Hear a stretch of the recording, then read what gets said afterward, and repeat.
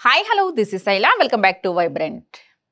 Big Boss 8 winner. Bigg Boss పేరుకు మాత్రమే 15 వారాలు, కానీ 10వ వారంతోనే అసలు ఆట క్లోజ్ అయిపోతుంది.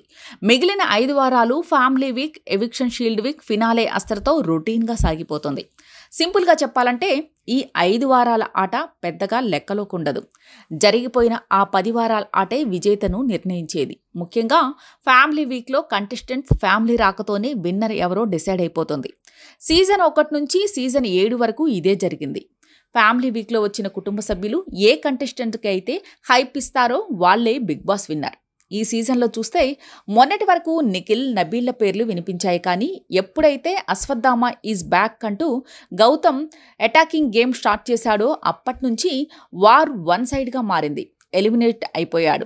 ఏదో మణికంఠ సెల్ఫ్ ఎలిమినేట్ కావడం వల్ల ఆ భిక్షతో ఉంటున్నాడని చెప్పి అతన్ని మానసికంగా చంపేసింది బిగ్ బాస్ టీం. కానీ నిండా మునిగినోడికి చలేంటి, పడ్డోడు ఎప్పుడు చెడ్డోడు కాదన్నట్టుగా 2-3 వారాల్లోనే జీరో నుంచి హీరోగా ఎదిగాడు గౌతమ్. ఫ్యామిలీ వీక్లో నబీల్ తల్లి, రోహిణి తల్లి, యష్మిగౌడ తల్లి, నిఖిల్ తల్లి, పృథ్వీ తల్లి, విష్ణుప్రియ తండ్రి, నేడు టేస్టీ తేజ తల్లి, ఇలా వచ్చిన వాళ్ళంతా బిగ్ బాస్ విన్నర్ రేస్లో ఎవడున్నారనే విషయాన్ని ప్రత్యక్షంగానూ పరోక్షంగానూ హౌస్లో ఉన్న వాళ్ళకి హింట్ ఇచ్చారు. ఆ విన్నర్ ఎవరో కాదు, Ashwatthama 3.0 alias Gautham Krishna. Wild card ద్వారా ఎంట్రీ ఇచ్చిన వాళ్ళు ఇప్పటి వరకు బిగ్ బాస్ విన్నర్ అయింది లేదు. కానీ వైల్డ్ కార్డ్ ద్వారా వచ్చి 2వ వారంలోనే ఎలిమినేట్ అయ్యాడని అతన్ని ఓటింగ్ బయటపెట్టి దారుణంగా అవమానించిన బిగ్ బాస్ టీంకి కళ్ళు బైర్లు కమ్మేలా పుంజుకున్నాడు గౌతమ్. అప్పటి వరకు టైటిల్ రేస్లో ముందున్న నిఖిల్ని వెనక్కి నెట్టాడు.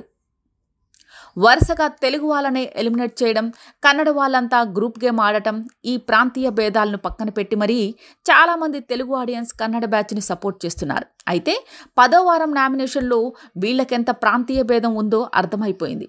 అంటే మనం ఉండాలి, అంటే కన్నడ వాళ్ళమే ఉండాలి, తెలుగు వాళ్ళని ఎలాగైనా వెళ్ళగొట్టాలని పబ్లిక్గానే కన్నడ బ్యాచ్ వాళ్ళు విషం కక్కడంతో వాళ్ళని సపోర్ట్ చేస్తున్న తెలుగు ఆడియన్స్ ఆలోచనలో పడ్డారు. చివరికి వీళ్ళ గ్రూప్ గేమ్ వాళ్ళ ఫ్యామిలీస్కి సైతం నచ్చట్లేదంటే వాళ్ళు ఎంత దారుణంగా గ్రూప్ గేమ్ ఆడుతున్నారో, ప్రాంతీయ భేదాలను చూపిస్తున్నారో అర్థం చేసుకోవచ్చు.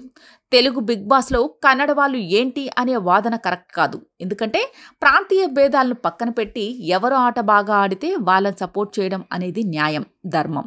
దానికి కట్టుబడే తెలుగు వాళ్ళంతా కన్నడ బ్యాచ్కి సపోర్ట్ చేస్తూ వచ్చారు. అయితే వీళ్ళు ఎప్పుడైతే ఉంటే మనం ఉండాలి, తెలుగు వాళ్ళని పంపించేయాలని నిఖిల్ నేతృత్వంలో కుట్ర పన్నారో తెలుగు ఆడియన్స్ అలర్ట్ అయ్యారు.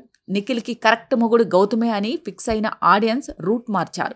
మనం ఎలాంటి ప్రాంతీయ భేదాలు లేకుండా కన్నడ వాళ్ళని దూరం పెట్టకుండా జెన్యూన్గా ఓట్లు వేస్తుంటే వాళ్ళు మాత్రం తెలుగు వాళ్ళని పంపేయాలని గ్రూప్ కట్టడం ఖచ్చితంగా తప్పే అని భావించిన తెలుగు ఆడియన్స్ టైటిల్ రేస్లోకి దూసుకొచ్చిన గౌతమ్కి మద్దతు ప్రకటించారు.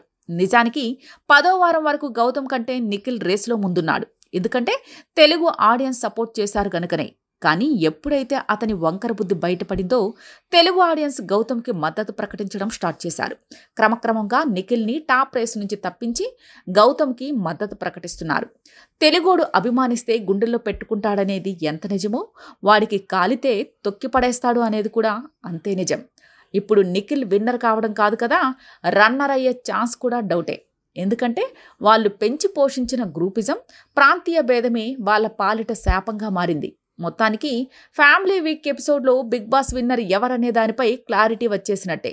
గౌతమ్ ఎలాంటి మిస్టేక్స్ చేయకుండా ఉంటే ఫినాలే నాగార్జున చేయి ఎత్తేది అతనిదే. ఇలాంటి లేటెస్ట్ అప్డేట్స్ కోసం చూస్తూనే ఉండండి వైబ్రెంట్.